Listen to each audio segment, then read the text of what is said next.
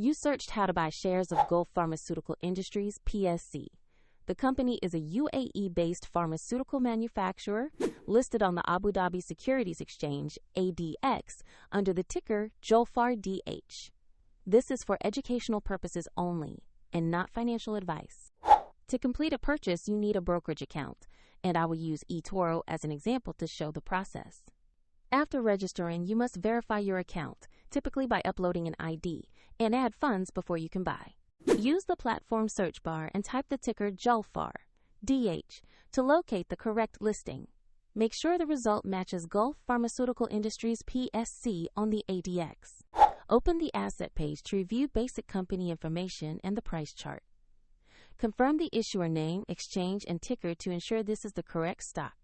Tap Invest or Trade. Enter the amount you want to allocate, then carefully review and confirm your order details before submitting. If the market is closed, the order will execute when trading resumes, and if you lack funds, the platform will prompt you to add money before confirming.